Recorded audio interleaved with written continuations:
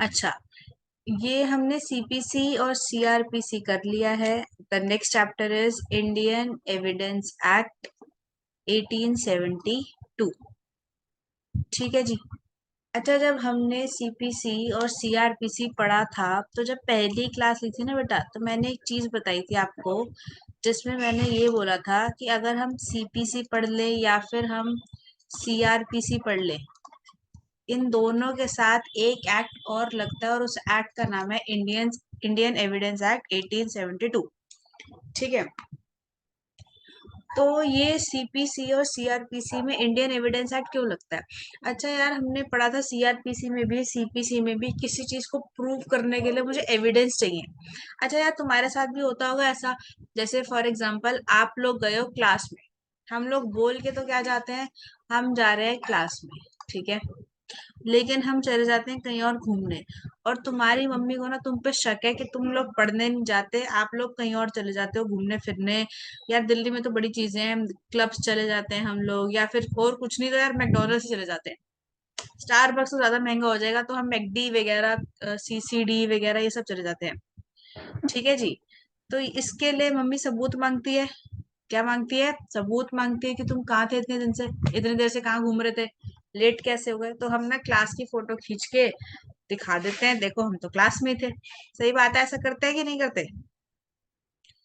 ऐसा करते हैं या नहीं करते, बताओ। करते हैं ना।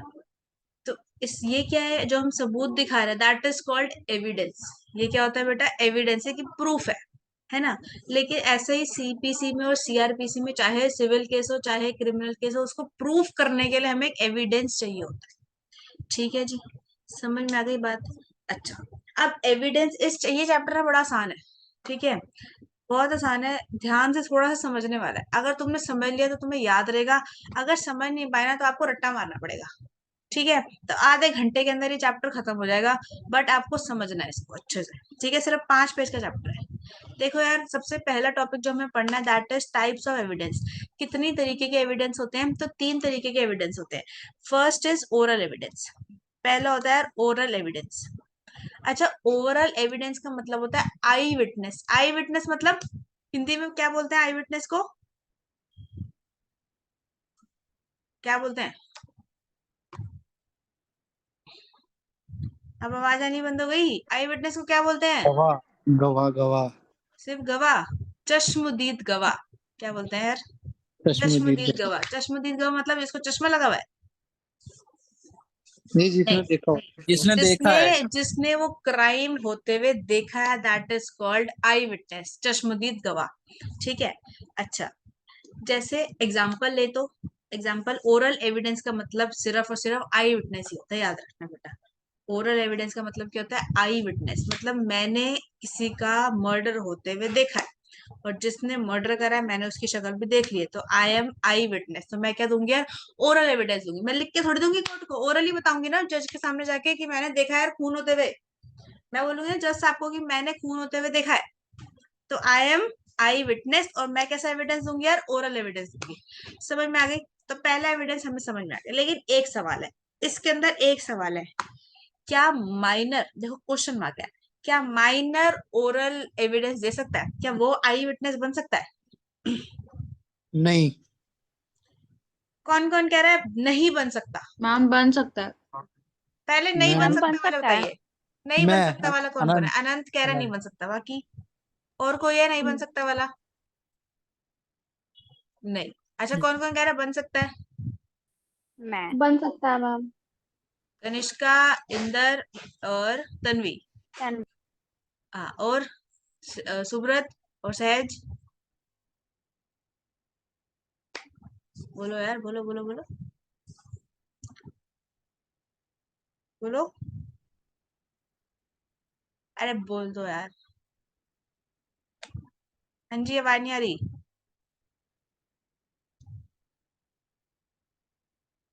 आवाज नहीं आ रही। आई तो मैं किसी को इसकी आवाज? बन सकता है नहीं बन सकता माइनर? अनंत कह रहा है नहीं बन सकता। इस बात को प्रूफ करना है बन आपने, क्यों सकता नहीं है बन सकता? मैं बन सकता अच्छा, अनंत सिर्फ अकेला कह रहा है कि ये माइनर आई विटनेस नहीं बन सकता। क्यों नहीं बन सकता? जिसने बोला ना बन सकता है उससे पूछूंगी अभी क्यों बन सकता है। हाँ बताओ, सोच लो फिर अपना अपना आंसर बताओ यार, क्यों नहीं बन सकता हम आई दो विटनेस? हम 2-3 मूवी में देखा है वो, अब बच्चों को नहीं करता अलाउड। बच्चों को अंदर आने के लिए अलाउड नहीं करते जज कोर्ट में? नहीं नहीं, वो बच्चों को बोलने की नहीं देते कि तेरा एविडेंस माना नहीं जाएगा जो तू बोल रहा है।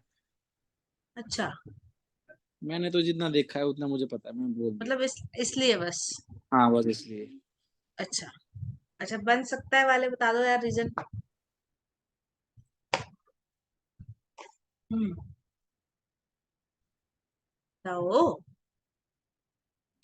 मैम लाइक जैसे कोई मर्डर हुआ है और अब उस उनके घर में एक बच्चा है जो रह बच गया और उसने देखा है और वो जा अगर उसके पुलिस जैसे मे बी वो ऐसे पकड़ा गया, पुलिस ने उससे पूछा कि तुमने कुछ देखा है नॉल, तो वो बोल सकता है कि हाँ मैंने देखा है कि मेरी फैमिली के साथ ऐसा हुआ है, तो उसका विटनेस माना नहीं जाएगा, ठीक है, मतलब लाइक आगे लिया देखो। जाएगा। हाँ बिल्कुल ठीक है, अभी बताऊंगी, अभी बताऊंगी। अभी मैंने नहीं बताया माइनर आई विटनेस बन सकता है नहीं बन सकता, अभी तो क्वेश्चन मार्क है।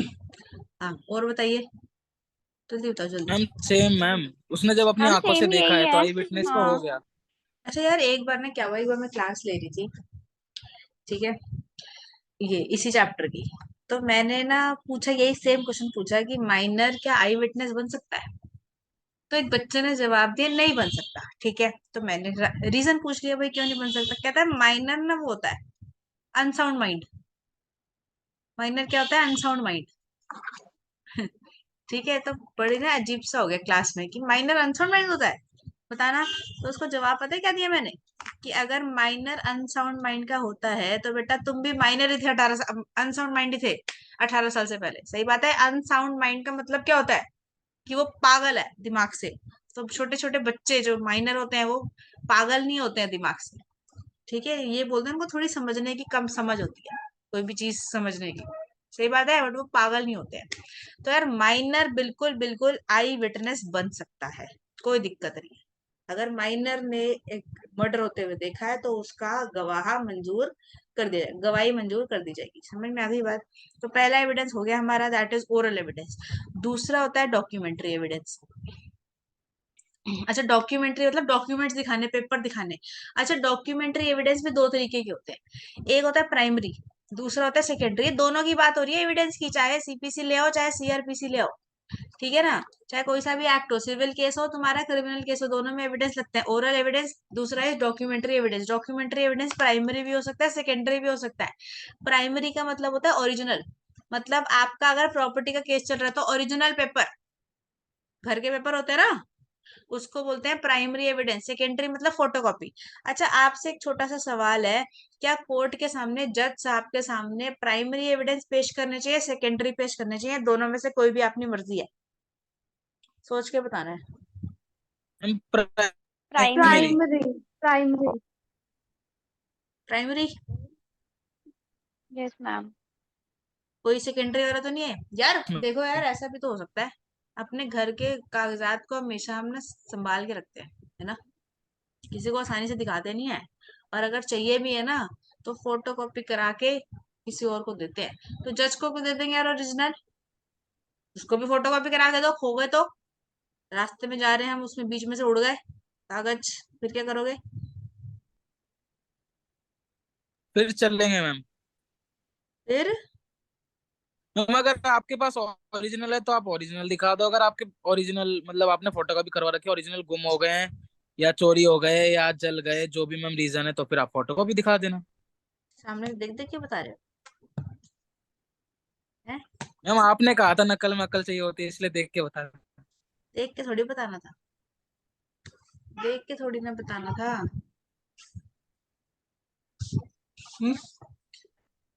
वैसे तो यार हूँ। मैम लिखा है नहीं, देखो, अपना always provide original documents to the court. हमेशा ओरिजिनल डॉक्यूमेंट्स आपको प्रोवाइड करने हैं कोर्ट को, अगर आपके पास है। ठीक है, अगर नहीं है तो फोटोकॉपी भी करा सकते हैं। सबसे पहला पॉइंट क्या है? Always provide original documents to the court. हमेशा ओरिजिनल डॉक्यूमेंट्स ही देने हैं कोर्ट में। कोर्ट तुम्हारे पेपर देके वापस कर देगा, अपने पास जमा नहीं कर लेगा वो। ठीक है, तो इसलिए हमेशा उसको ओरिजिनल डॉक्यूमेंट्स ही देने हैं, लेकिन इसकी तीन एक्सेप्शन है। First exception, if primary document is lost. अगर आपका जो डॉक्यूमेंट है ना वो लॉस्ट हो चुका है, खो चुका है, तो आप फोटोकॉपी भी दिखा सकते हो। दूसरा, if primary document is in possession of public authority, अगर कोई यार आपका डॉक्यूमेंट जो है ओरिजिनल डॉक्यूमेंट वो पब्लिक अथॉरिटी के पास है, ऐसे कैसे हो सकता है पब्लिक अथॉरिटी के पास है? पब्लिक अथॉरिटी मतलब आरओसी, एमसीए, है ना। कुछ डॉक्यूमेंट्स हमें एमसीए को देने पड़ते हैं, आरओसी को देने पड़ते हैं, वो उसके पास पड़ा है, मेरे पास तो है ही नहीं, मैं कहाँ से लेकर आऊँ? तो मैं फोटोकॉपी दिखाऊंगी। ठीक है जी। Third is if primary document is बल्कि, बल्कि मतलब बहुत बड़ी फाइल है यार, 200-300 पेजेस, 200-300 हजार पेजेस, इतने सारे, मतलब 2-3 हजार पेजेस की इतनी बड़ी फाइल है, तो हम क्या करेंगे? फोटोकॉपी करा के लेके जाएंगे। अब तुम्हारे दिमाग में सवाल आ रहा होगा कि तुम मुझे हमें पागल बना रहे हो कि यार अगर ओरिजिनल पेपर जो है वो भी 3,000 पेज के हैं, तो जो फोटोकॉपी होगी वो भी तो 3,000 पेज की होगी, है ना। सही बात है, गलत बात है? बिल्कुल सही बात है।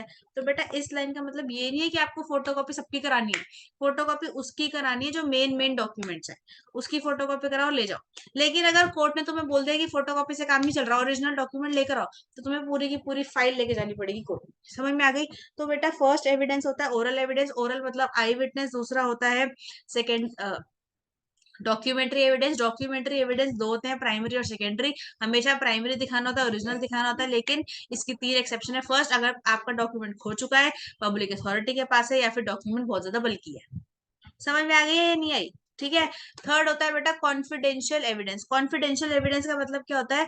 Oh sorry sorry sorry sorry, confidential नहीं, क्या लिखा है ये? Circumstantial, circumstantial evidence. सर्कमस्टांशियल मतलब it depends upon the circumstances, जो सर्कमस्टांसेस के ऊपर डिपेंड करता है। इस पे एक बहुत बढ़िया एग्जांपल है, देखो यार सुनो।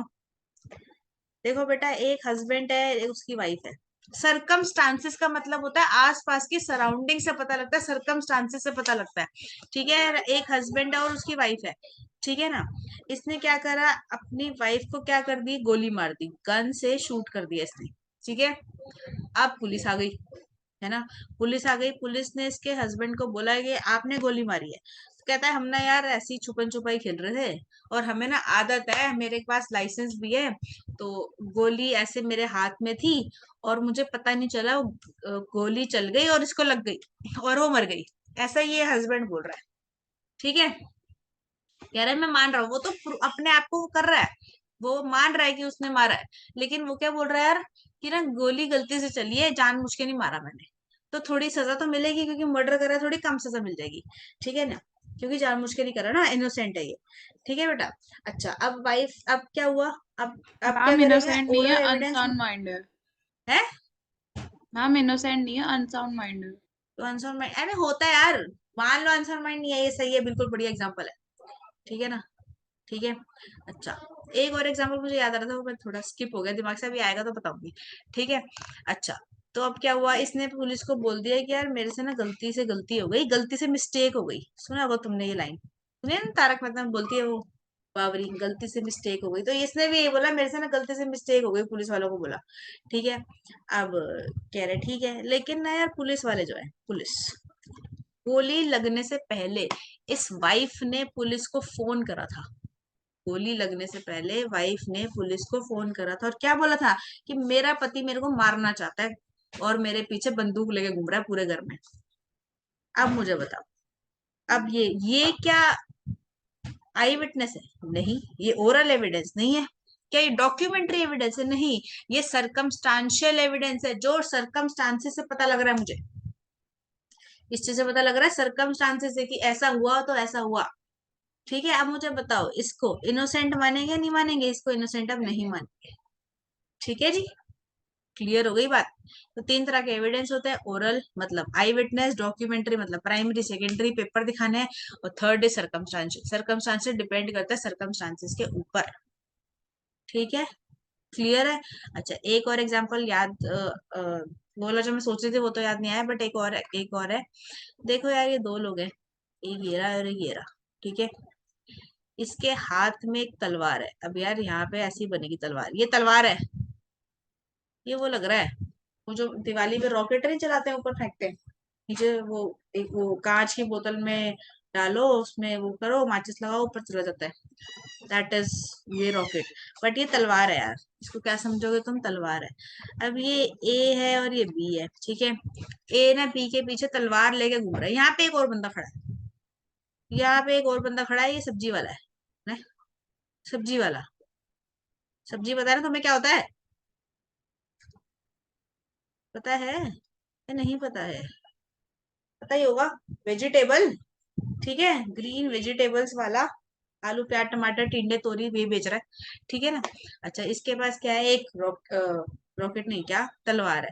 ए पी बी के पीछे भाग रहा है तलवार लेके, सब्जी वाले ने देख लिया, ठीक है। अब आगे चला गया, सब्जी वाला तो वहीं रह गया ना, ये दोनों भागते भागते भागते भागते आगे चले गए।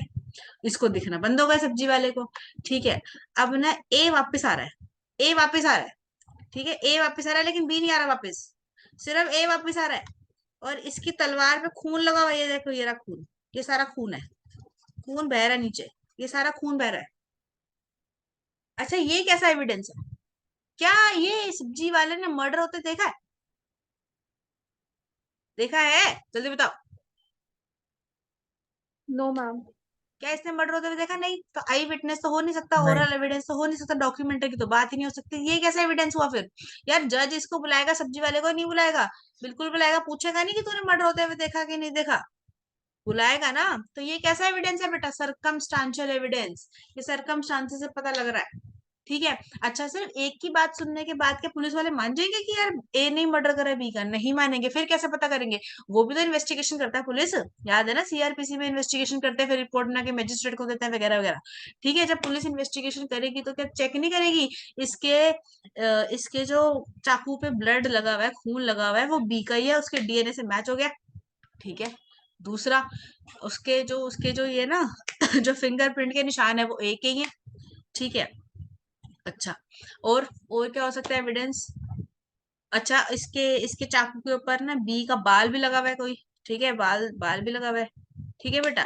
तो ये सारे क्या है? ये सारे ओरल एविडेंस नहीं सरकमस्टांशियल लेंगे एविडेंस। सब्जी वाले का? क्या? उसने देखा थोड़ी है मर्डर होते हुए, आई विटनेस होता है ओरल एविडेंस। हाँ, मतलब वो बोल के ही बताएगा, बट आई विटनेस का मतलब होता है जिसने मर्डर होते हुए देखा है। That is depend upon circumstances also ना, ठीक है। ठीक है तन्वी, चलो। तो तीन तरह के एविडेंस होते हैं, पहला ओरल, दूसरा डॉक्यूमेंट्री, तीसरा सर्कमस्टांशियल एविडेंस, ठीक है जी। तो तीन एविडेंस हमने पढ़ लिए हैं, होप सो क्लियर हो गए होंगे और याद भी हो गए होंगे, क्योंकि बहुत आसान है। आगे एक पॉइंट रह गया यार। अच्छा, एक चीज बताओ, एक चीज, अब ये दिखाऊंगी नहीं मैं, क्योंकि तुम तो नकल भी अकल से कर ही लेते हो, अब मैं दिखाऊंगी नहीं। और अब एक चीज मुझे बताइए, अगर आपके पास ओरिजिनल डॉक्यूमेंट्स हैं और फिर भी तुम कोर्ट के सामने फोटोकॉपी लेकर जा रहे हो, अच्छी बात है बुरी बात है? गलत। बुरी। लेके जा सकते हैं? कोर्ट को नहीं। तुमने बोल दिया हमें हमें तुम पे भरोसा नहीं है। कोर्ट को क्या बोल दिया आपने कि हमें आपके ऊपर रद्दी भर भी विश्वास नहीं है। आपने मेरे पेपर रखेंगे तो कैसे ट्रस्ट करूं मैं आप पे? ऐसा तुम जज को बोल रहे हो? बताओ, अच्छा इंप्रेशन पड़ेगा बुरा इंप्रेशन पड़ेगा? पूरा बुरा। इम्प्रेशन। बहुत बुरा इंप्रेशन पड़ेगा, है ना बेटा। तो एक नीचे ना स्पेशल नोट लिखा हुआ है, क्या लिखा है पढ़ना जरा।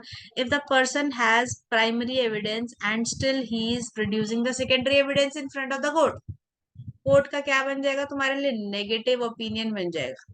ये पेपर ना क्वेश्चन में आता है, इसको बोलते हैं रूल ऑफ एडवर्स इन्फरेंस। क्या बोलते हैं? Rule of adverse inference. Short note आता है सीधा। रूल ऑफ एडवर्स इन्फरेंस क्या होता है? आपने ये लिखना है, आपने डिपेंड करता है कितने नंबर का क्वेश्चन आ रहा है, ठीक है।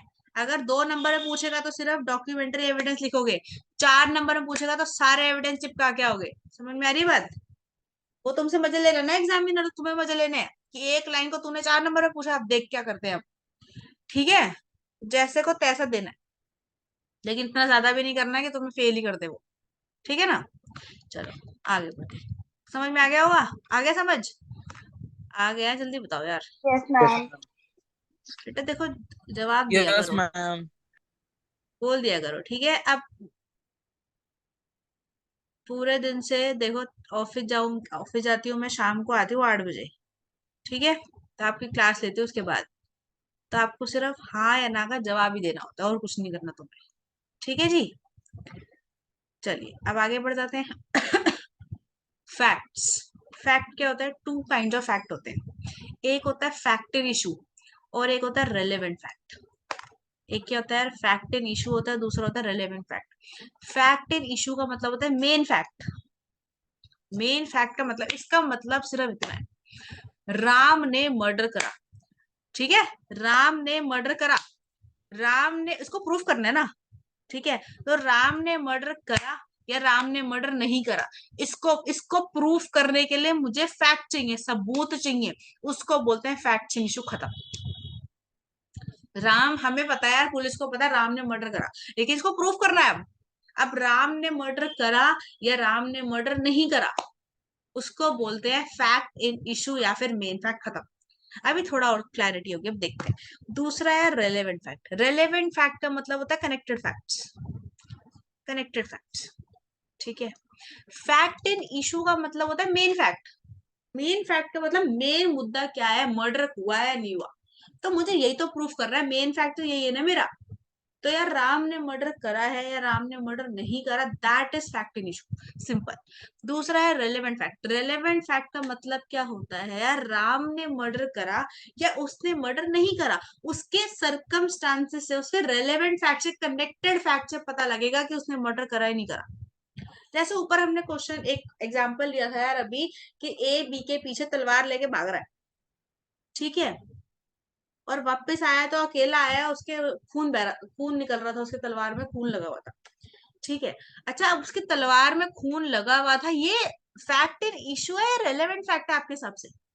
अभी कुछ पढ़ा नहीं, ऐसे बताओ जनरली। Relevant fact. ये रेलेवेंट relevant फैक्ट है, है। क्यों? क्योंकि तो कनेक्टेड है ना। और फैक्ट इन इशू क्या होता है?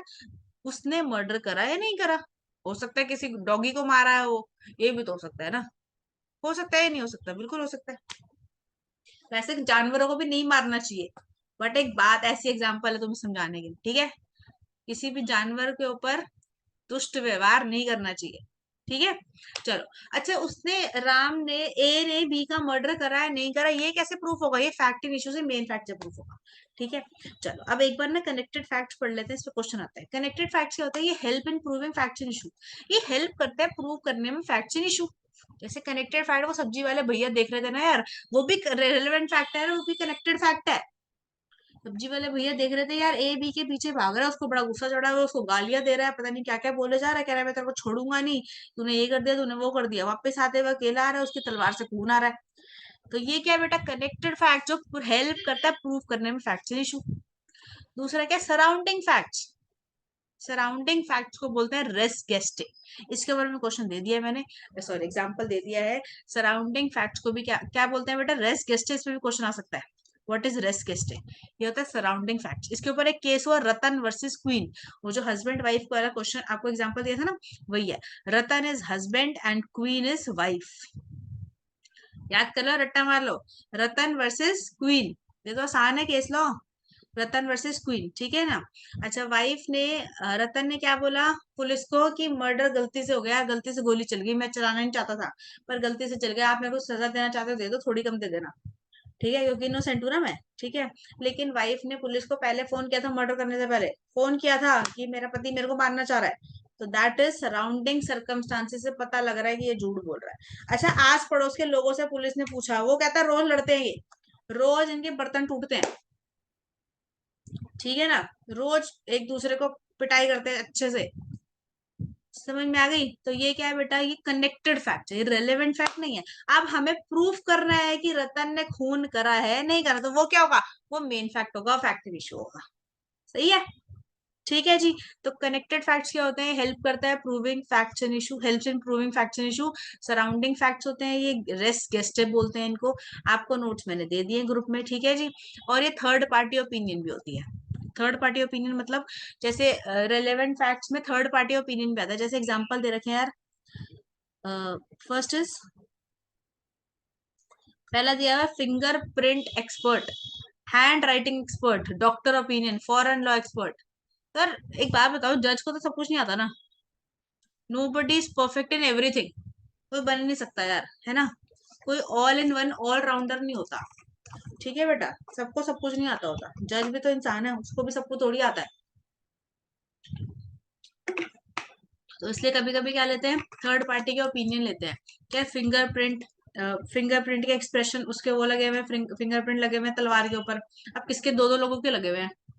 ठीक है, बी अपने आप को बचाने के लिए यार, उसका चाकू उसने पकड़ लिया, वो ए को मारने की कोशिश कर रहा है, तो दैट इज फिंगरप्रिंट ना। अब वो बी के हैं या नहीं है वो कौन पता लगाएगा, जज थोड़ी पता लगा सकता है, उसके लिए फिंगरप्रिंट एक्सपर्ट को बुलाया जाएगा। ठीक है, दूसरा हैंड राइटिंग एक्सपर्ट, कई बार कोई लेटर मिलता है, suicide letter, suicide note, writing समझ नहीं आ रही, या फिर राइटिंग उस बंदे की है जो मरा है नहीं है, किसी और जिसने मर्डर करा उसने तो नहीं लिख दिया, ऐसे देखा होगा यार तुमने, सुसाइड नोट लोग लिख के गए लेकिन एक्चुअल में बाद में मर्डर निकलता है, वो देखा तुमने कभी ऐसा, देखा है? मैम मैम सीआईडी, सीआईडी में सीआईडी, रहता है हाँ ये। यार सीआईडी देखो यार, मैं तो सीआईडी देखती हूँ क्योंकि मेरे को ना एग्जांपल मिल जाता है तुम्हें बताने के लिए उसमें से। ठीक है, मैं भी तो एग्जांपल कहीं से ढूंढूंगी ना यार, मैं कहाँ से निकालूंगी एग्जांपल। ठीक है बेटा, तो हैंड राइटिंग एक्सपर्ट बुलाते हैं कि यार इस बंदे जिसका सुसाइड, जिसकी सुसाइड हुई है ना, जिसने सुसाइड करी है, उसकी नहीं है ये हैंड राइटिंग, किसी और की है, मतलब किसी और की है तो सुसाइड तो हो ही नहीं सकती फिर, गारंटी से तो मर्डर ही है फिर तो ये। So that is all the surrounding circumstance, surrounding evidence, relevant evidence। उसके बाद डॉक्टर के ओपिनियन, कई बार रिपोर्ट आती है तो वो उसमें नहीं था, अरे वो डॉक्टर तो था यार, क्या नाम होता है सीआईडी में, डॉक्टर सालुंके, तारिका और क्या क्या, डॉक्टर शाहरुख के, डॉक्टर शाहरुख के। शाहरुख के, हाँ साल डॉक्टर शाहरुख के और डॉक्टर तारिका, वो अभिजीत उसको उसके ऊपर लाइन मारता रहता है तारिका के सा, ऊपर, है ना, हाँ तो वही वो प्यार डॉक्टर ही तो करता है, है। फॉरेंसिक एक्सपर्ट है वो, है ना, तो हाँ दीज आर डॉक्टर्स ऑल्सो, वो डॉक्टर भी होते हैं। तो वो क्या करते हैं, अपना ओपिनियन देते हैं कि इसने ये खाया, इसलिए उसने जहर, इसमें जहर था, इसलिए उसका वो मर गया, दैट इज डॉक्टर ओपिनियन। उसके बाद फॉरेन लॉ एक्सपर्ट, कोई फॉरेन का लॉ है वहां से आया है कोई बंदा, तो उसको भी बुला लेते हैं, ये सब होता है। उसके बाद इनकंसिस्टेंट फैक्ट या फिर कॉन्ट्राडिक्टरी फैक्ट्स। इनकंसिस्टेंट फैक्ट का मतलब क्या होता है यार, जो हमारे केस से रिलेटेड है ही नहीं, इनकंसिस्टेंट है या फिर कॉन्ट्राडिक्टरी है, मतलब यार ए बी के पीछे भाग रहा था ना यार उसका मर्डर करने के लिए, ठीक है, लेकिन बाद में पता चल रहा है कि दरवाजा, बाहर से आवाज थोड़ी आ रही है यार।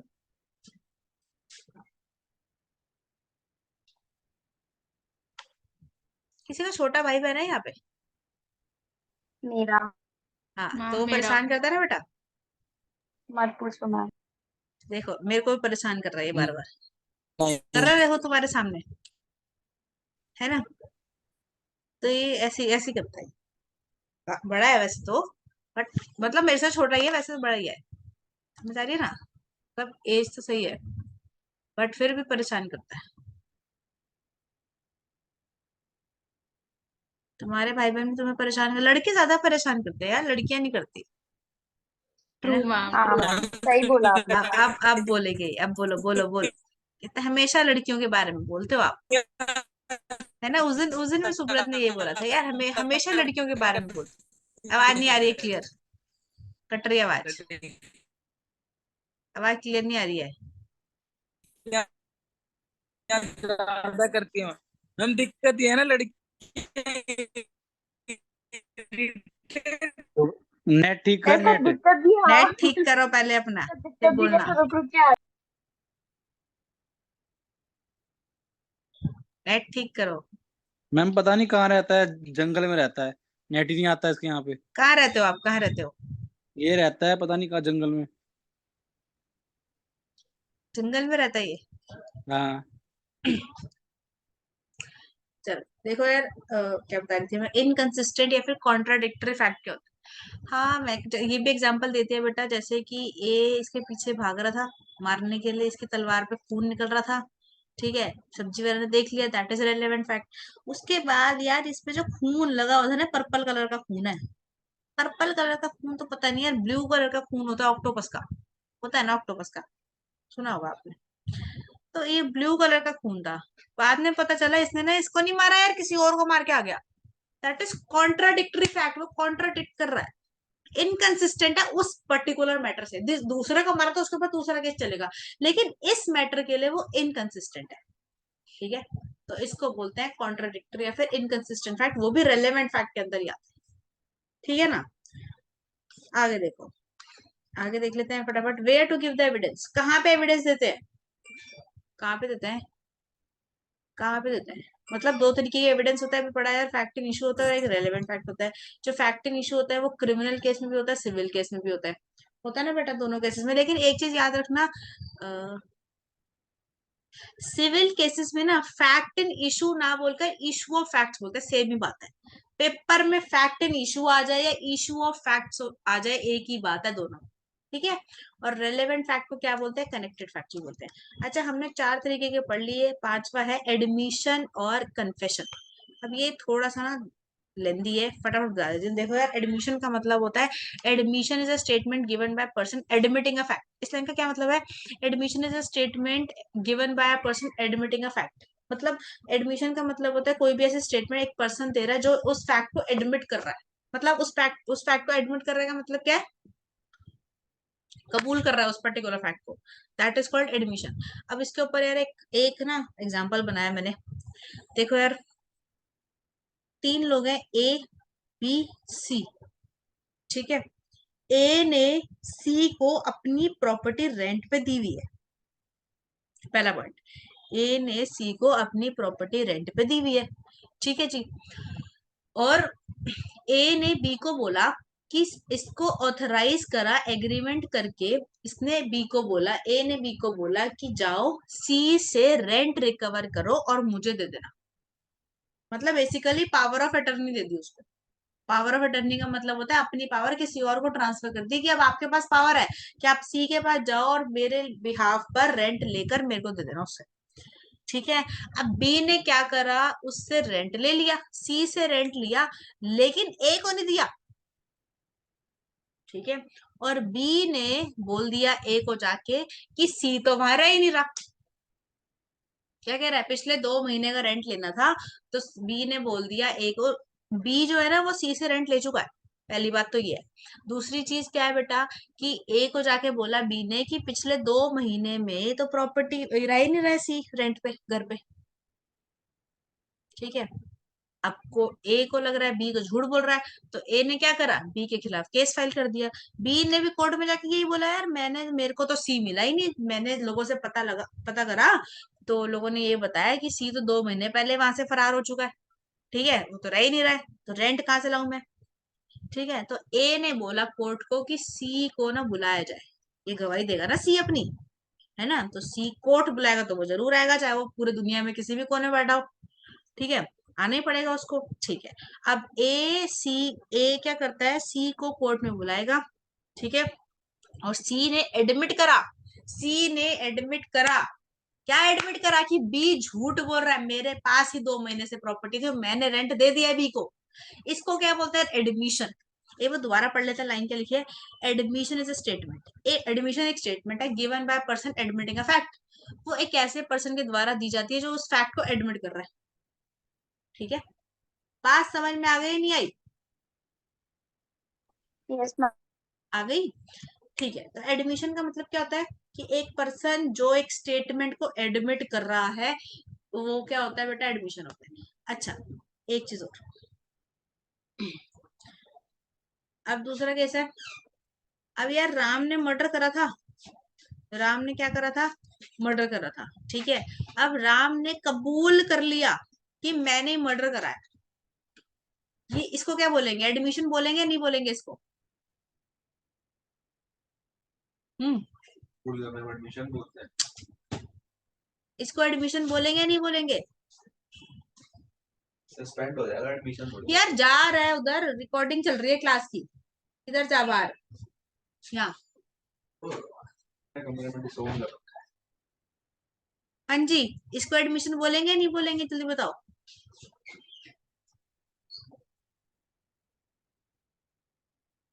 बोलो यार, बोलेंगे नहीं बोलेंगे, हाँ या ना का जवाब देना है बस, पता नहीं क्या हो जाता है।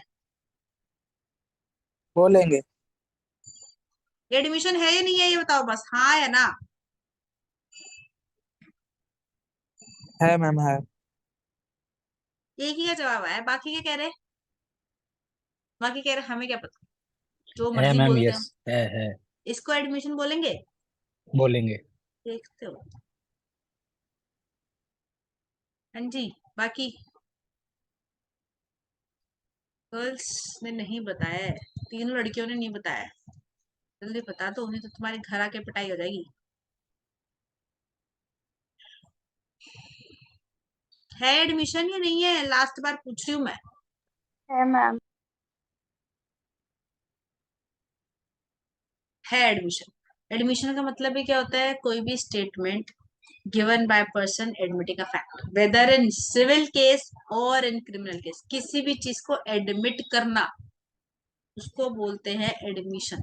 तो फिर ये कन्फेशन क्यों लिखा हुआ है? फिर कन्फेशन क्यों लिखा हुआ है? यार देखो, देखो बेटा, एडमिशन सिविल केस में भी होता है, क्रिमिनल केस में। ध्यान से सुनना, एडमिशन सिविल केस में भी होता है और क्रिमिनल केस में भी होता है। क्या बोल रही हूँ? एडमिशन सिविल केस में भी होता है और क्रिमिनल केस में भी होता है। ऐसा एडमिशन जो क्रिमिनल केस में होता है, उस एडमिशन को कन्फेशन बोलते हैं। सिंपल। एडमिशन का मतलब क्या होता है? स्टेटमेंट एडमिट करना ए बाय अ पर्सन। ठीक है, ये तो लिखा है admission is statement given by person admitting a fact. Admission एक स्टेटमेंट है, जो पर्सन वो स्टेटमेंट देता है, वो एडमिट करता है कि हाँ ये काम हुआ है, उसको एडमिशन बोलते हैं। ठीक है। अच्छा, एडमिशन सिविल केस में भी होता है और एडमिशन क्रिमिनल केस में भी होता है। लेकिन ऐसा एडमिशन जो क्रिमिनल केस में होता है, उसको एडमिशन ना बोलकर क्या बोलते हैं? कन्फेशन ही बोलते हैं। मैंने ये नहीं बोला कि वो कन्फेशन एडमिशन नहीं है, वो एडमिशन ही है, बस उसको एडमिशन ना बोलकर क्या बोला जाता है? कन्फेशन बोला जाता है। समझ में आ गई बात? तो एक लाइन है यार, एवरी कन्फेशन इज एडमिशन। देखो यहाँ पे लिखी है मैंने, every confession is admission but every admission is not confession. ये लाइन सही है गलत है? ये लाइन सही है गलत है? सही है। ये लाइन सही बिल्कुल है सही है। लाइन। क्यों? क्योंकि सारे एवरी कन्फेशन इज एडमिशन, मतलब जो कन्फेशन सिविल क्रिमिनल में था वो एडमिशन तो है ही, लेकिन एवरी एडमिशन, अच्छा एवरी एडमिशन सिविल में भी होता है, क्रिमिनल में भी होता है। अच्छा, सिविल वाला तो एडमिशन एडमिशन ही रहता है और क्रिमिनल वाला एडमिशन कन्फेशन बन जाता है, तो सारे एडमिशन तो यार कन्फेशन नहीं होता। तो लाइन बिल्कुल सही है। ठीक है, जल्दी जल्दी बोल दिया मैंने, होप सो तुम्हें समझ में आ गया होगा। आ गया ना? आ गया, आ गया, आ गया। Yes yes. यस। चल आगे बढ़ते हैं। अच्छा, तुम्हें 2 चैप्टर करा दिए वैसे, सीपीसी सीआरपीसी आपने पढ़ लिए? याद हो गए? जवाब नहीं आ रहा? यस मैम हो गए। हो गए बेटा? 4 मई हो गई आज, 4 मई। 1 जून से पेपर है, पता है ना? चलिए और मैम आगे पहला देखो। पेपर इसी का ही है। पहला पहला पेपर पेपर भी दिया जेएजीएल है। का। हाँ, पहला पेपर जेएजीएल, सेकंड टैक्स लॉस। नहीं वो लास्ट में है।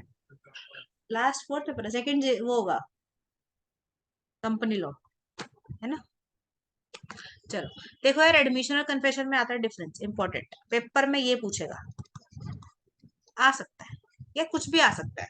मैं कुछ भी नहीं कहती कि ये नहीं आएगा वो नहीं आएगा, मैंने आज तक नहीं कहा। मैंने तो हमेशा यही बोला है कि कुछ भी आ सकता है। जो छोड़ के जाओगे ना वही आएगा, तो कुछ भी छोड़ के नहीं जाना है।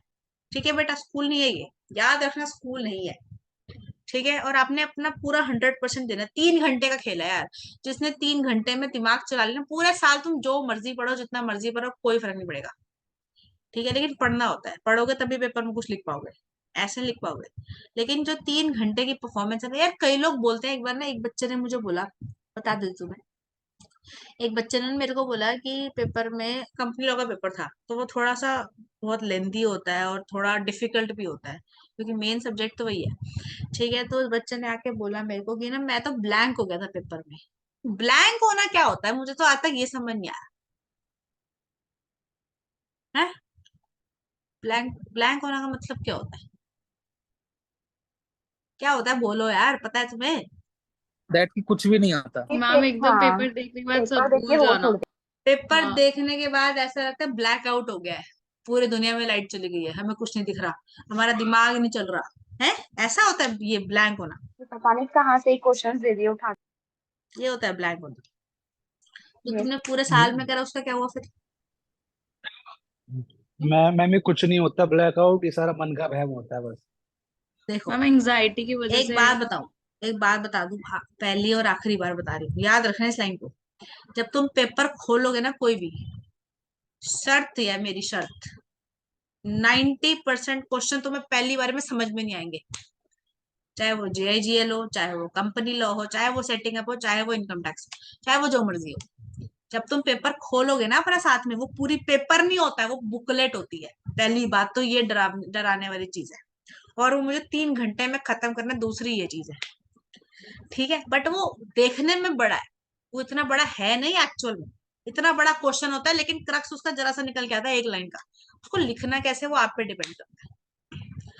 24 क्वेश्चन आएंगे, टोटल 24 क्वेश्चन, जिसको तुम्हें 3 घंटे में करना है। CS तुम पहले नहीं बनने जा रहे हो, दुनिया में बहुत सारे हैं, तो सबने पेपर दिया है, तो कर सकते हैं हम। इतना भी इम्पॉसिबल वाला काम नहीं है, वो इजी है। ठीक है, ये समझना है कि यार ये कर सकता तो मैं क्यों नहीं। ठीक है, तुम्हें 5 मिनट एक्स्ट्रा लग जाएंगे, 10 मिनट एक्स्ट्रा लग जाएंगे, उसको पढ़ना है। क्वेश्चन को, एक एक लाइन को पढ़ना है, समझना है कि वो क्वेश्चन बोल क्या रहा है। ठीक है जी, आपको समझ में आएगा, गारंटी के साथ समझ में आएगा, अगर तुम पढ़ के गए हो तो। ठीक है, पहली बार में क्वेश्चन पढ़ोगे तो तुम्हें बिल्कुल भी समझ नहीं आएगा। मेरे को भी समझ नहीं आता था यार, एग्जीक्यूटिव में तो बिल्कुल समझ नहीं आता था। ठीक है, क्योंकि अभी हमने नया नया लॉ पढ़ना शुरू करा है। ठीक है जी, प्रोफेशनल में जाते हैं तो थोड़ी प्रैक्टिस हो जाती है, और उस वहां तो और भी मतलब, चलो ठीक है, वहां भी प्रॉब्लम तो होती है, वो थोड़ा नेक्स्ट लेवल की इंग्लिश होती है वहां पे, तो वो तब का तब देखेंगे। पहले एग्जी की बात कर लेते हैं। यहाँ पे थोड़ा सा बड़ा आएगा क्वेश्चन, बट आप एक दो बार पढ़ोगे, आपको समझ में आ जाएगा गारंटी से। ठीक है, पहली बार में समझ नहीं आएगा। जो डायरेक्ट क्वेश्चन होंगे वो समझ में आ जाएंगे, इनडायरेक्ट क्वेश्चन होंगे ना जो बड़े बड़े, पूरी कहानी लिखी होगी, वो समझ नहीं आएगी। उसको पढ़ना है, एक एक वर्ड की बोलना क्या चाह रहा है, लास्ट में जाके पता चलेगा जो ऊपर लिखा था ना सारा बकवास था, नीचे कुछ और पूछ लिया उसने। तो ऐसा होता है, ये जो इतनी बड़ी बड़ी कहानियां दे रखी है, तो तुम्हें डराने के लिए देता है वो, बस। उसका काम क्या है, 4% रिजल्ट निकालना। 4% का मतलब 100 में से 4 बच्चा पास। बाकी साल तो डर गए ना, ब्लैकआउट हो गया उनका, ब्लैंक हो गया, तो उसका काम ही वही है। तो आपने पर ऐसा होना नहीं है। ठीक है जी, उसको बोलोगे कि हम तेरे से ज्यादा तेज है, आपने ऐसा करना है। बात समझ में आ रही है या नहीं आ रही है? हाँ, बोलो। मैम तो लेक्चर ही देती रहती है बस, क्लास में भी और यहाँ भी, है ना।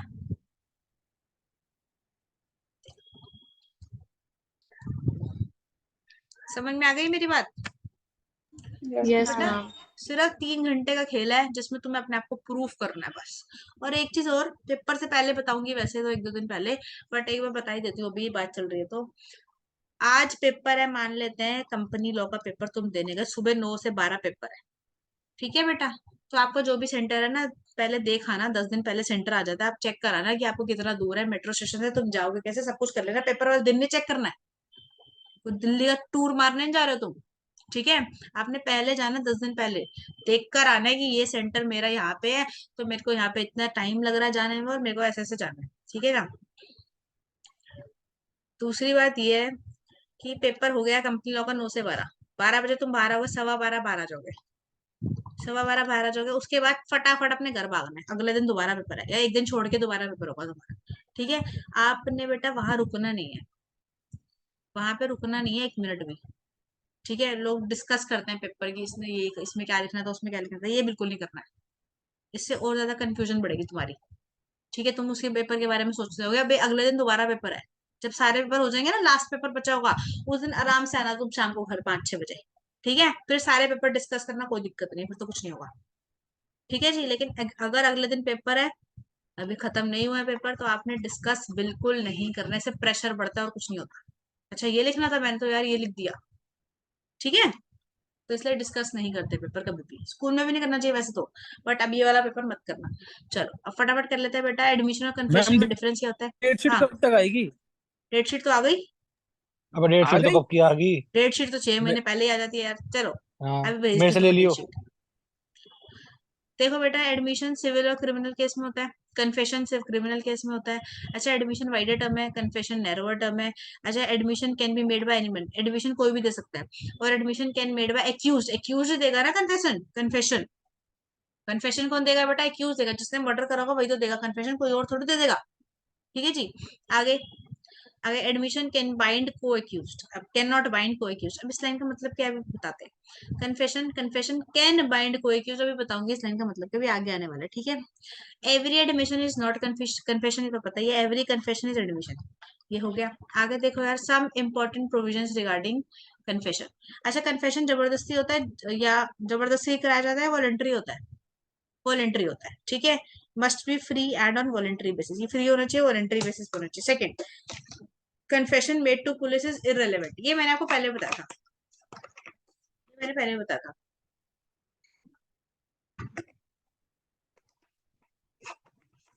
देखो एक बड़ी एग्जांपल लेते हैं ताकि आपको याद रहे। ये सेकंड पॉइंट के ऊपर, confession made to police is irrelevant, इसका एक बहुत बड़ी एग्जांपल है, ठीक है। पहले बता दूं, एग्जांपल इमेजिनरी है, काल्पनिक है, रियलिटी से इसका कोई मतलब नहीं है, ठीक है जी। अब बता देते हो एग्जांपल क्या है। एग्जांपल ये है बेटा, एक लड़का है और एक लड़की है। ये लड़का है और लड़की दूसरी कलर की बना देते हैं, पिंक कलर की बना देते हैं, ये लड़की है, ठीक है ना। अब ये जो लड़का है ना यार, ये गरीब गरीब फैमिली से बिलोंग करता है, मिडिल क्लास लोअर फैमिली से। और ये जो लड़की है ना, ये अमीर है, बहुत अमीर है, करोड़पति की बेटी, ठीक है ना। इन दोनों के बीच में क्या हो जाता है, क्या हो जाता है, प्यार हो जाता है, अफेयर हो जाता है, ठीक है। अब ये दोनों ना शादी करना चाहते हैं, लेकिन ये जो ये लड़की है, इसके पप्पा भी है ना, पप्पा कौन है, इसके पिताजी, ठीक है। वो कह रहे हैं कि हम तो इतने अमीर घर के हैं, ये इस दो कौड़ी के लड़के से शादी कराऊंगा मैं अपनी बेटी की। अच्छा, ऐसा ये इसका इसका इसके पिताजी कह रहे हैं, ठीक है। कहते हैं इसको तो फिर ये दोनों क्या सोचते हैं कि घर वाले तो शादी करा नहीं रहे, तो ऐसा करते हैं हम ना भाग के शादी कर लेते हैं, ऐसा ये दोनों सोच रहे हैं, ठीक है। तो इसके पप्पा जी को पता चल जाता है, इस लड़की के पिताजी को पता चल जाता है। और क्या कहते हैं, इसके ये अमीर है ना, तो पुलिस से बातचीत भी है, तो फिर पुलिस से, पॉलिटिशियन से, अलग अलग लोगों से बातचीत है, बड़े बड़े लोगों से। तो फिर इसके पापा जो है इस लड़की के, वो क्या बोलते हैं कि इस लड़के के ऊपर आप कोई झूठा केस बना के इसका नाम लगा दो। पुलिस वाले को बोलते हैं, पुलिस वाले क्या करते हैं, इसको उठा के ले जाते हैं, पुलिस वाले से घर जाते हैं और इस बंदे को उठा के ले जाते हैं और उसको बहुत मारते हैं। क्या कहता है ये, कहता है दो पुलिस वाले इसको उल्टा लटका के मारते रहते हैं डंडों से, ठीक है ना। ये बेहोश होता रहता है, फिर होश में आता रहता है, फिर भी मारते रहते हैं। क्या बोलता है पुलिस वाला कि आप कन्फेस करो, कन्फेस करो, कन्फेस कि आपने खून करा है। कहता है मैं नहीं करूंगा कन्फेस। कहता है मैंने तो खून करा ही नहीं, मैं क्यों कन्फेस करूं भाई, ये कोई बात हुई, जितना मर्जी मार ले तू मेरे को, लेकिन मैं तो कन्फेस नहीं करूंगा, मैंने तो खून करा ही नहीं। सही है गलत है, तो क्या इसको कन्फेस कर लेना चाहिए? हाँ, कर लेना चाहिए। मैम कर लेना चाहिए। कर क्यों, लेना चाहिए।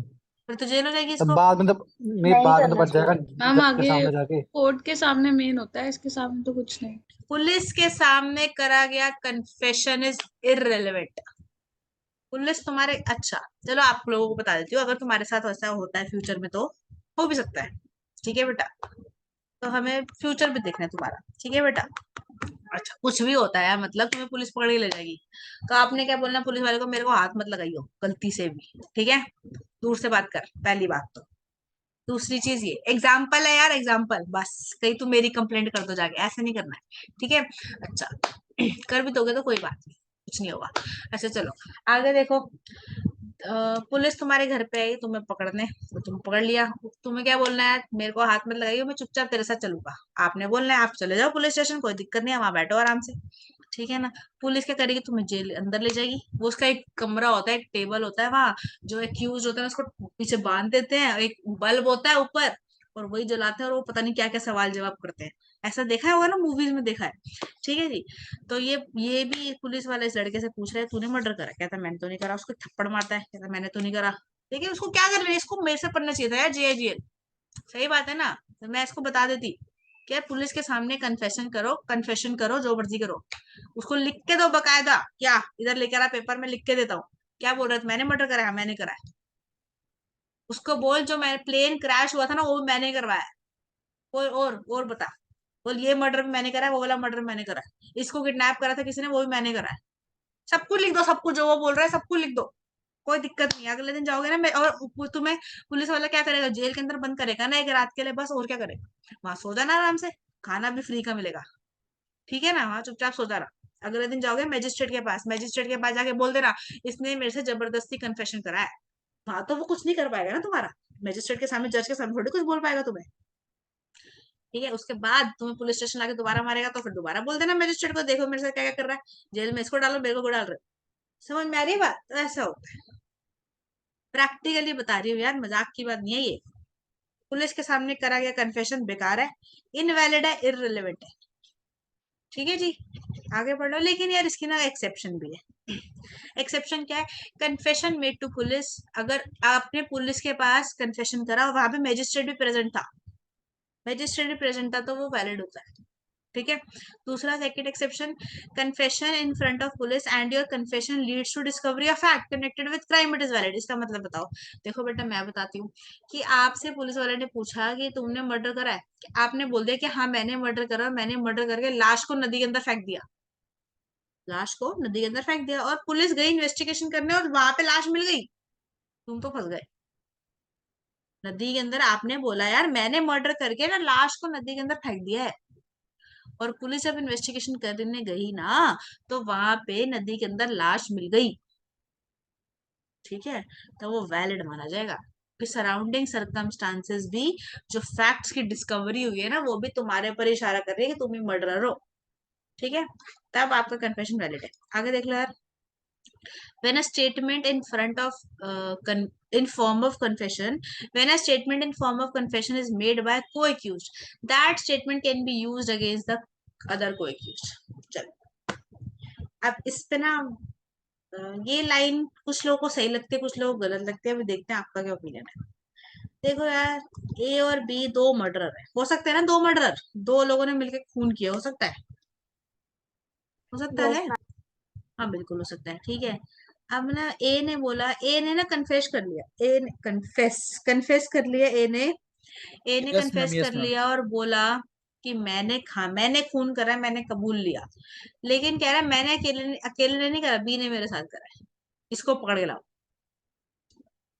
ठीक है, और जज इसकी बात मान ले या नहीं माने, मतलब ए का कन्फेशन दूसरे को पकड़ा रहा है वो अगेंस्ट द अदर को एक्यूज, वो वैलिड होगा या इनवैलिड होगा? आपसे सवाल, जल्दी बताना है। वैलिड होगा, क्यों वैलिड होगा, इनवैलिड होगा, क्यों इनवैलिड होगा? उल्टा बता दो। होगा ही नहीं होगा? इनवैलिड होगा। हाँ, क्योंकि वो मैम ना झूठ भी बोल सकता है। झूठ भी तो बोल सकता है वो, बिल्कुल सही है। ऐसा कौन कह रहा है वैलिड होगा? Yes ma'am. इनवैलिड होगा? यस। वैलिड हो, अच्छा इनवैलिड कह रहे हो ना तुम बेटा कि वो झूठ भी बोल सकता है ना। अच्छा वैलिड वाला कौन है? वैलिड कि ए फंसेगा भाई, हम डूबेंगे तो तुम्हें भी साथ में लेके डूबेंगे, ऐसा बोल रहा है ए, कि मैं जेल जाऊंगा तो तू भी जाएगा भैया, तू कैसे बच गया? ऐसे मैं नहीं बोल रही यार, बट ऐसे तो मैम ए बोल अगर रहा है। प्रूफ वगैरह मिल जाए कि बी ने भी किया है वो प्रूफ की तो मर्डर, बाद तो में बात है, बाद में आएगी ये बात, लेकिन अभी मुझे पर बताओ। मैम वैलिड होगा, वैलिड होगा। वैलिड होगा मतलब यार तुमने आपने खून करा है इंदर ने, ये कह रही है कनिष्का मेरे साथ मिली हुई थी, हम दोनों ने मिलकर करा है ये अंश का खून। देखो कनिष्का तुम्हें फालतू में फंसा रही है, बताओ यार वैलिड या इनवैलिड? इनवैलिड है। पुलिस वाले नहीं मानेंगे। पुलिस पुलिस वाले वाले मान नहीं। जाएंगे, वो उठा के ले आएंगे, पर बातचीत तो कर लेंगे हम। मैम झूठा नाम भी तो आ सकता है कि नहीं करा, जबरदस्ती हाँ यार फंसाने के झूठा लिए। नाम भी तो लगा सकती है ये, इंदर तो वैसी कह रही है मैं तो झूठा नाम लगाऊंगी मैम पर वैलिड होगा। हियरिंग के लिए बुलाएंगे जरूर। हाँ हियरिंग है तो यस बुलाएंगे मैम, बट बेटा। बुलाएंगे जरूर। बट ये वैलिड तो होना चाहिए। वैलिड मैम अब इनवैलिड आप बता। यार, देखो देखो देखो, अब ये मैम ना थोड़ा कोई ऐसे डाइसी है, देखो किसी थोड़ा का ऐसे डाइसी है। नाम ले कैसे मेरे लेगा? हिसाब से इनवैलिड होना चाहिए, इनवैलिड होना चाहिए यार। ए ने बोल दिया इसने भी खून करा, तो तुम कैसे मान लोगे वो इसने भी खून करा? जज कैसे बने तुम? दिमाग दिमाग है तुम्हारे अंदर? नहीं है ऑब्वियसली यार, है ना? पता नहीं किस लिए लाइन डाली है, मुझे तो समझ नहीं आई अभी तक, तो मेरे को ये गलत लगती है लाइन। बट यार लॉ में लिखे ना, याद रखनी है क्या लिखा है, कि अगर को एक्यूज ने कोई स्टेटमेंट दिया ना दूसरे को एक्यूज के, तो वो वैलिड है। मतलब क्या ये कह रहा है ना, मैंने मर्डर करा, इसने मर्डर करा, इसको पकड़ो, तो दैट इज वैलिड। अब वो प्रूफ करना है वो आगे की बात है, लेकिन अभी के लिए तुम भी क्या हो? मर्डर हो, यू आर ऑल्सो क्रिमिनल। ठीक है जी। ऐसा क्यों? ऐसा इसलिए है क्योंकि एक थोड़ा रीजन मैं बता देती हूँ। देखो मेरे हिसाब से तो गलत है ये नहीं, ठीक है, ये पेपर में ये मत लिखाना कि मेरे हिसाब से गलत है या मेरे हिसाब से ऐसे लिखना। तो ये गलत क्यों लगती है मुझे, क्योंकि यार एक बंदा फंस रहा है, दूसरा क्यों फंस रहा है साथ में, उसको क्यों फंसा रहा है भाई, उसको जाने दे, उसको जीने दे अपनी जिंदगी। ठीक है, दूसरी चीज ये है कि अगर कोई एक बंदा, ये झूठ भी तो बोल सकता है, ये झूठ भी तो बोल सकता मैम है। एक चीज और मैं हाँ। बताऊं। हाँ बताओ।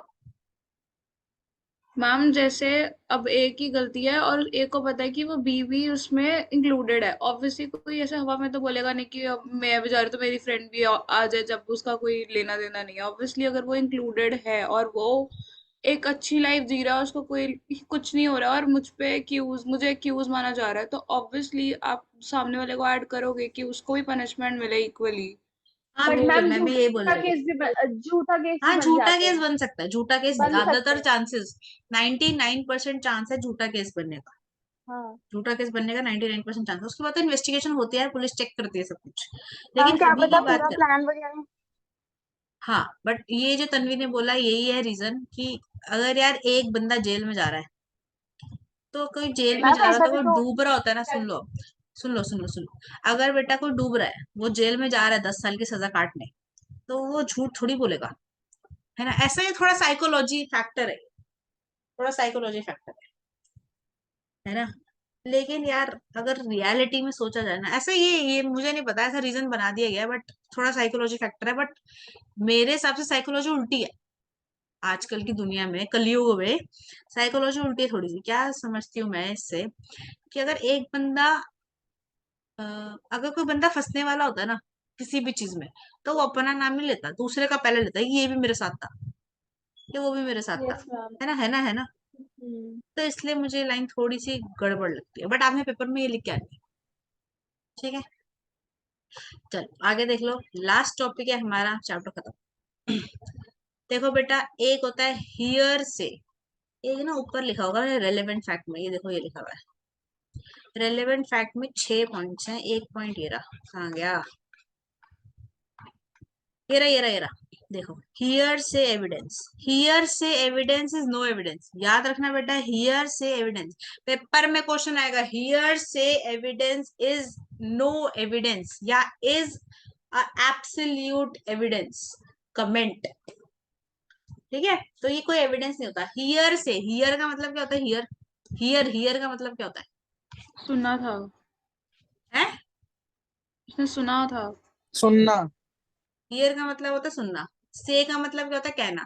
तो कहना और सुनने को बोलना। जोड़ दिया जाए तो मतलब होता है कहीं सुनी बात, कहीं सुनी बात, मतलब ऐसे बोलते हैं ना, किसी से भी सुन के तू मेरी बात पे, उसकी बात पे यकीन कर लेगा या यकीन कर लेगी, तेरे को मेरी बात पे विश्वास नहीं है, दैट इज कॉल्ड कहीं सुनी बात।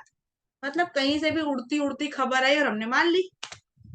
यार एक अभी मैंने सुना था थोड़ा टाइम पहले, अभी कोविड जब खत्म ही हुआ है, अभी थोड़ा टाइम पहले, अभी चल ही रहा है वैसे तो, ठीक है, थोड़ा लाइट हो गया। अच्छा, तो मैंने ना कुछ टाइम 2-4 महीने पहले सुना था, और इंस्टाग्राम पे पोस्ट भी आई थी, मजे की बात तो ये है कि पता नहीं कौन सा शहर है, अमेरिका में कोई सा शहर है, ठीक है, वहां पे ना लोग जॉम्बी बन रहे हैं। तुमने वो देखी है web series All of Us Are Dead, Korean movie, yes yes ma'am. Web series है। तो उसमें लोग नहीं जॉम्बी मैम। बन जाते हैं, एक दूसरे को काटने के लिए, काटने पे बन जाते हैं जॉम्बी। तो वो क्या है, और लोगों ने इंस्टाग्राम पे पोस्ट कर लिया, भाई ऐसा वायरस आ गया है कि एक बंदे को हो रहा था, वो जॉम्बी बन रहा है, दूसरे को भी हो रहा है, फिर तीसरे को भी हो रहा है, तो जिंदा लाशें यस चल मैम, रही मैंने हैं। भी देखा था ये तो पोस्ट। हाँ देखा था ना पोस्ट। तो ये क्या है, ऐसा कुछ हो रहा है, नहीं हो रहा है, ऐसा तो होगा भी नहीं। ठीक है, अगर होगा तो बड़ा अजीब सा हो जाएगा यार, सारे ही मर जाएंगे फिर तो कोई कुछ नहीं कर पाएगा। ठीक है, ये बुखार बुखार कोविड तो चलता है, कोई बात नहीं, लेकिन ये नहीं चल पाएगा दुनिया में। ठीक है ना, फिर सब खत्म है फिर तो दुनिया। ठीक है बेटा, तो इसको बोलते हैं कहीं सुनी बात। ये तो हमने कहीं से सुनी, कहीं से देख ली, तो वो तो कहीं सुनी बात हो गई यार, वो थोड़ी होता है एविडेंस। ठीक है, तो इसलिए हियर से एविडेंस इज नॉट एविडेंस, याद रखना। ठीक है जी, ये लिखा हुआ है। अब हियर से एविडेंस, नो एविडेंस, लेकिन इसके 3 एक्सेप्शन है, हर चीज के एक्सेप्शन होते हैं, तभी तो लॉ बना है। 3 एक्सेप्शन के, फर्स्ट इज रेस्ट गेस्ट है, सराउंडिंग सर्कमस्टांस, मैंने आपको बता दिया पहले। दूसरा, वहां पे तो यार कई सुनी बातें होती है, सब्जी वाले ने देख लिया था ना, उसकी बात तो सुन रही हूँ मैं, दैट इज रेस्ट गेस्ट है। दूसरा, एडमिशन कन्फेशन, ये भी तो बता के बोल तो रहा है। उसके बाद डाइंग डिक्लेरेशन, डाइंग डिक्लेरेशन का मतलब क्या होता है डाइंग डिक्लेरेशन का मतलब क्या होता है कि कोई बंदा मर रहा है, मरते मरते कुछ देखे जा रहे जानकारी, that is called dying declaration, और चैप्टर हो गया खत्म। समझ में आ गया तुम्हारे?